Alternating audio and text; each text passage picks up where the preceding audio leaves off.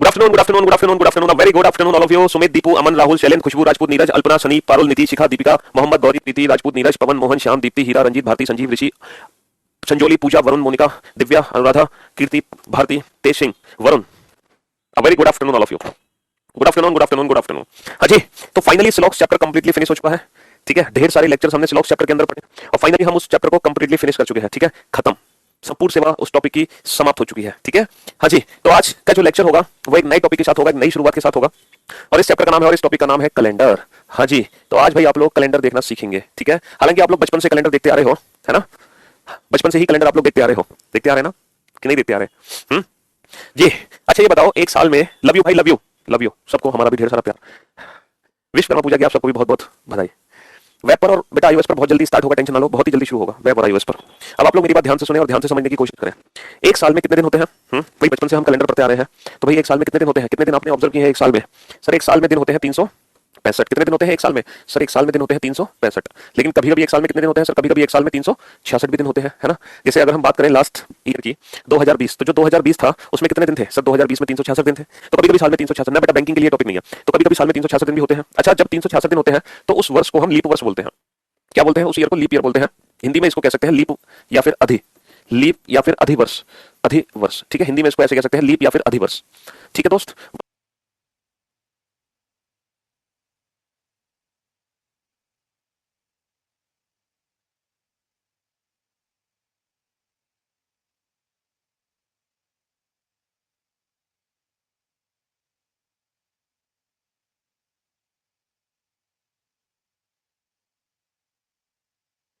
हाँ जी, अभी मैंने, तो मेरे भाई मेरे दोस्त, तो एक साल में 365 दिन होते हैं, कभी कभी 366 दिन होते हैं। जिस साल 366 दिन होते हैं उस वर्ष को हम बोलते हैं लीप वर्ष, अधिवर्ष। अच्छा, लीप वर्ष अधिवर्ष आप लोग बहुत अच्छे से जानते हैं, है ना? लीप वर्ष अधिवर्ष आप बहुत अच्छे से जानते ही हैं, बहुत अच्छे से जानते हैं ना? अच्छा, कैसे पहचानते हैं किसी भी वर्ष को देखकर कि इस वर्ष में 365 दिन होंगे और इस वर्ष में 366 दिन होंगे? जैसे कुछ वर्ष अगर आपके सामने लिखे गए हैं 2011, 2012, 2013, 2014, 2015, 2016, 2017, तो हमें कैसे पता चलता है कि किस वर्ष में 365 दिन है और किस वर्ष में 366 दिन है? ये बात हमें कैसे पता चलती है? हम बहुत अच्छे से जानते हैं सर 2012 में 366 दिन थे और 2016 में भी 366 दिन थे और बाकी जितने भी वर्ष हैं सब में 365 दिन थे। अच्छा, ये जो एक दिन एक्स्ट्रा होता है वो किस मंथ में होता है? ये जो एक दिन एक्स्ट्रा होता है वो फरवरी में होता है। लीप ईयर में फरवरी 29 डेज की होती है, वरना हर साल जो फरवरी होती है वो 28 डेज की होती है। भाई हर साल फरवरी में 28 दिन ही होते हैं, हर साल फरवरी में 28 दिन ही होते हैं, लेकिन लीप ईयर एक ऐसा वर्ष होता है जिस साल फरवरी में 28 की जगह 29 दिन होते हैं। तो यहाँ पे 2012 ही और 2016 ऐसे वर्ष हैं जिसमें फरवरी 29 दिन का है। लीप ईयर होने का मतलब है कि फरवरी कितने दिन की है? 29 दिन की। बाकी सभी वर्ष में बेटा फरवरी कितने दिन की है? 28 दिन की। सर ये बात हमें पता कैसे चली? ये बात हमें पता कैसे चली कि सर बाकी सब में फरवरी 28 दिन की है और इन सब में फरवरी 29 दिन की है? ये बात हमें पता कैसे चली? तो ये बात हम बहुत अच्छे से जानते हैं, है ना? ये बात हम बहुत अच्छे से जानते हैं। कैसे जानते हैं? सर अगर किसी भी वर्ष को 4 से डिवाइड करो और अगर 4 से पूरा पूरा भाग चला जाए, यानी कि अगर 4 से भाग जाने पर रिमाइंडर हमारा 0 बचता है, 4 से भाग देने पर अगर रिमाइंडर हमारा क्या बचता है? 0।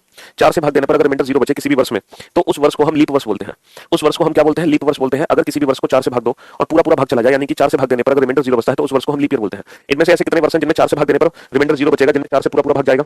देखो, 2011 में 4 से पूरा भाग नहीं जाएगा, तो ये एक लीप ईयर नहीं है। लीप ईयर नहीं है यानी कि फरवरी 28 की है ना कि 29 की। 2012 में 4 से पूरा भाग जाएगा, 2012 में 4 से पूरा भाग जाएगा, रिमाइंडर 0 बचेगा, इसलिए 2012 एक लीप वर्ष है और इसमें फरवरी बेटा 29 दिन की और इस वर्ष में टोटल दिन कितने होंगे? 366 होंगे।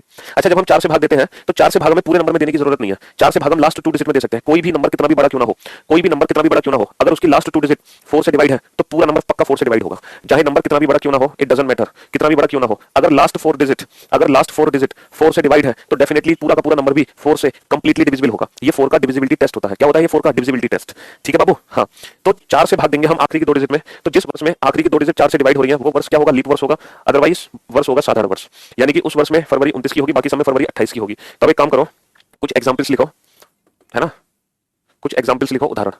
ठीक है, कुछ एग्जाम्पल्स लिखो, मैं एग्जाम्पल्स लिख रहा हूं। अब आप मुझे बताना इनमें से कितने वर्ष ऐसे हैं जो लीप वर्ष है और कौन कौन से वर्ष हैं जो साधारण वर्ष है। ठीक है, अब आप लोगों को खुद से पहचान करनी है। अब आप लोगों को खुद से पहचान करनी है कि कितने ऐसे वर्ष हैं जो लीप वर्ष है और कितने ऐसे वर्ष हैं जो साधारण वर्ष है। ये वर्ष आपके सामने लिखे गए हैं। अब आप बताओ इनमें से कितने लीप है, कितने साधारण है। ठीक है, ऐसे कितने वर्ष हैं जिसमें फरवरी 29 दिन की है और ऐसे कितने वर्ष हैं जिसमें फरवरी 28 दिन की है। चलिए साहब फटाफट से, मुश्किल से आपको 2-3 सेकंड लगेंगे। कितने सेकंड लगेंगे? 2-3 सेकंड लगेंगे मुश्किल से। ये लॉजिक आइडेंटिफाई करने में 2 से 3 सेकंड का समय लगेगा आपको, 2 से 3 सेकंड का समय लगेगा। देखो 20 4 से पूरा पूरा विभाजित होगा, तो इसीलिए इसमें फरवरी कितने दिन की है? 29 दिन की है। 20 में 4 से पूरा पूरा भाग जाएगा, फरवरी 29 दिन की है। अच्छा, 90 में 4 से पूरा पूरा भाग नहीं जाएगा, तो इसमें फरवरी 28 दिन की है। यानी कि ये साधारण वर्ष है, ये लीप वर्ष है, ठीक है। अच्छा 82 में भी 4 से पूरा पूरा भाग नहीं जाएगा, इसलिए इसमें भी फरवरी 28 दिन की है, यानी कि ये भी साधारण वर्ष है, ये भी साधारण वर्ष है। अच्छा 92 में 4 से पूरा भाग जाएगा, इसलिए ये फरवरी बेटा 29 की है ना, और ये एक लीप वर्ष है। जो 86 है उसमें 4 से पूरा पूरा भाग नहीं जाएगा, इसलिए इसमें भी फरवरी 28 दिन की है और ये साधारण वर्ष है। 04 में 4 से पूरा भाग जाएगा, इसलिए ये भी फरवरी 29 की है, तो ये भी क्या है, ये भी एक लीप वर्ष है, ये भी एक लीप वर्ष है। तो बेटा जिसके आगे फरवरी 29 है वो लीप ईयर है, जिसके आगे फरवरी 28 है वो साधारण वर्ष है। पहचानने की सिंपल सी ट्रिक है, लास्ट 2 डिजिट, अगर आखिरी की 2 डिजिट 4 से विभाजित है तो वो लीप वर्ष है, और विभाजित नहीं है तो वो साधारण वर्ष है। इसमें तो किसी को कोई दिक्कत नहीं होगी, कोई कंफ्यूजन नहीं होगी, बहुत बढ़िया, शानदार। अब लिखो बेटा 7वां एग्जांपल, ये तो आपने 6 एग्जांपल लिखे, अब 7वां एग्जांपल लिखो। 7वां एग्जांपल 1900, 8वां एग्जांपल लिखो 1800, 9वां एग्जांपल लिखो 1700, 10वां एग्जांपल लिखो 2000। चलो ये वाला एग्जांपल लिखो, ये वाला एग्जांपल लिखो।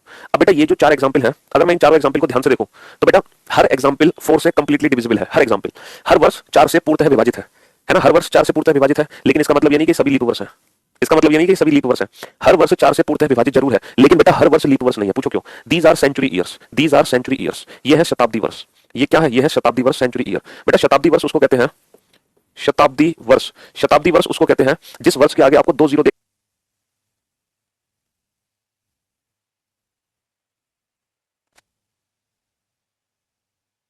हाँ जी, अब आप ये देखो, इनमें से ऐसे कितने वर्ष हैं जो 400 से पूर्णतः विभाजित है, इनमें से ऐसे कितने वर्ष हैं जो 400 से पूर्णतः विभाजित है। 400 से जिसमें पूरा पूरा भाग जाएगा। सर 1900 में 400 से भाग जाएगा, सर 1900 में 400 से भाग नहीं जाएगा, तो ये लीप ईयर नहीं है, यानी कि 1900 में जो फरवरी थी बेटा वो 28 की थी। 1800 में 400 से पूरा भाग नहीं जाएगा, 1700 में 400 से पूरा भाग नहीं जाएगा, लेकिन 2000 में बेटा 400 से पूरा पूरा भाग जाएगा, इसीलिए 2000 में जो फरवरी थी ना बेटा वो 29 दिन की थी। तो बाबू 2000 में फरवरी 29 दिन की इसलिए थी क्योंकि यहाँ पे 400 से पूरा भाग गया है, ना कि सिर्फ 4 से पूरा भाग गया। ये जो बाकी के वर्ष है इनमें 4 से पूरा भाग चला जाएगा, लेकिन 400 से भाग नहीं जाएगा, इसलिए इन सभी में जो फरवरी है बेटा वो 28 दिन की है, लेकिन 2000 में जो फरवरी आएगी वो 29 दिन की आएगी। तो 2000 एक शताब्दी वर्ष है जिसको पहचानने के लिए हमें 4 से नहीं 400 से भाग करना पड़ेगा। तो इसका मतलब ये है, इसका मतलब ये है,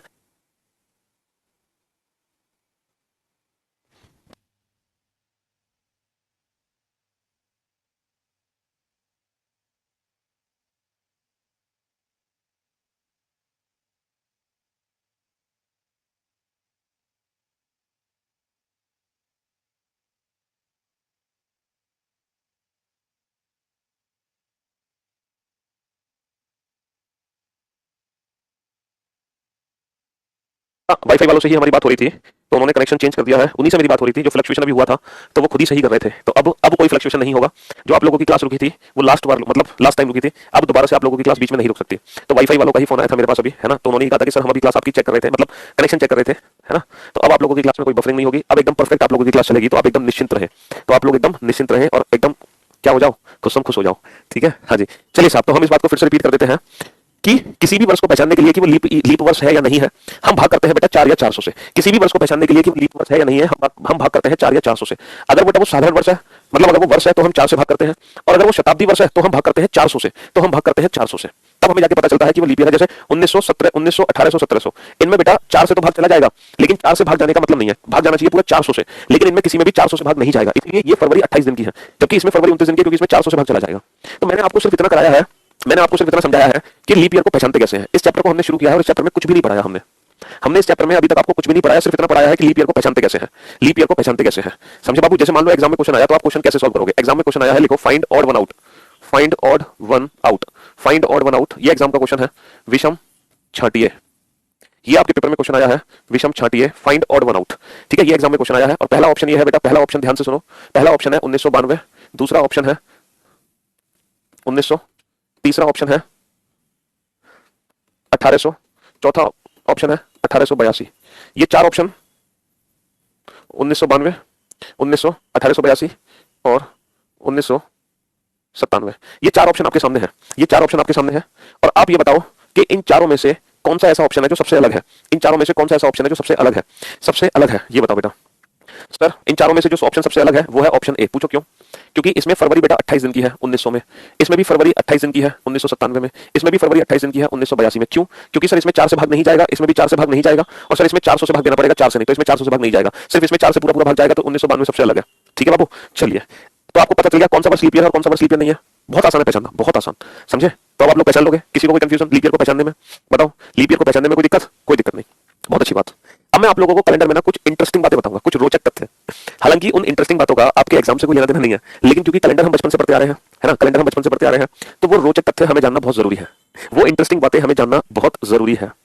ठीक है, चलिए तो वो रोचक तथ्य, वो इंटरेस्टिंग बातें मैं आपको बताता हूँ। अब जरा ध्यान से सुनना, वो बातें क्या है कैलेंडर से रिलेटेड। मैं आपको कुछ बहुत बढ़िया बढ़िया बात बताऊंगा, मजेदार बातें, अब जरा ध्यान से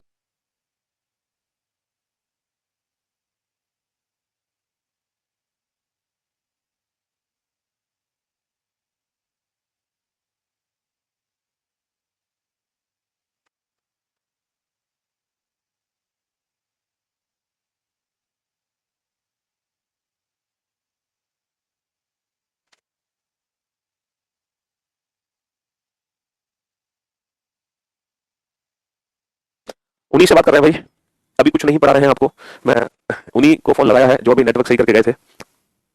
ये क्या हो रहा है सर, कुछ कीजिए प्लीज। हम्म सर वाईफाई वाला फ्री में आपकी क्लास देख रहा है देखने तो भाई उसको हमारी क्लास, वो भी कर रहा है बेटा, अभी दोबारा से आप लोगों की क्लास बफर होगी, दोबारा से क्लास आप लोगों की बंद होगी। अभी वो दोबारा चेक कर रहा था, हो सकता है बीच में दोबारा से ब्रेक हो आप लोगों की क्लास, टेंशन ना लो, दोबारा से बंद हो सकती है, वो कर ही रहे हैं ठीक नेटवर्क को। हाँ तो मैं आपको कुछ रोचक बातें बताने जा रहा था। 1896 बेटा लीप ईयर है, 4 से पूरा पूरा भाग जाएगा 1896 में। हाँ जी, तो मैं आपको कुछ रोचक तथ्य ये बता रहा था कि हर 4 साल बाद लीप ईयर क्यों आता है। भाई हर 4 साल बाद एक दिन क्यों बढ़ता है, ये बताओ, हर 4 साल बाद एक दिन क्यों बढ़ता है। हम्म, हर 4 साल बाद एक दिन क्यों बढ़ता है, क्या रीजन है कि हर 4 साल बाद एक दिन बढ़ता है। डिसकंटिन्यू हो रही थी, फिर बफरिंग हो रही है, चलो यार उसको नेटवर्क वाले को सही करने दो क्लास। बेटा यही एक्सप्लेन कर रहे हैं कि 1900 लीप ईयर क्यों नहीं है और 1896 लीप ईयर, यही सब एक्सप्लेनेशन कर रहे हैं, टेंशन क्यों ले रहे हो तुम, घबराते क्यों, यही तो बात मैं बताऊंगा तुम्हें। बस एक बार नेटवर्क तो परफेक्ट आने दो, फिर से कट गई क्लास, बस एक बार नेटवर्क परफेक्ट आने दो, फिर मैं आपको यही चीज बताने जा रहा हूँ जो आप लोग सोच रहे हो, टेंशन ना लो। पढ़ने में मजा नहीं आता है, शुक्ला साली वाली रुक जाता है, कैसे बैठा है कनेक्शन कर रहा है, उसको लगता है चलो एक काम करते हैं फिर, बेटा फाइबर वाला ही लगा हुआ है, अब तो क्लास चल गई है। अरे यार क्या करें, लाओ उससे पूछते हैं क्या किया उसने।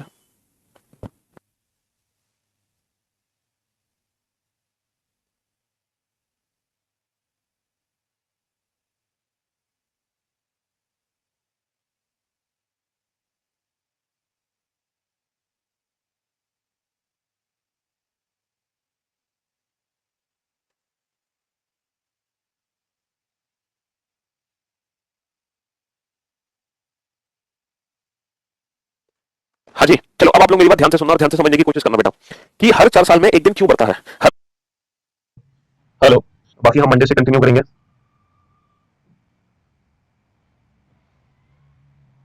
तो हम मंडे से कंटिन्यू करेंगे बेटा, क्लास में यही ऑफ कर देते हैं,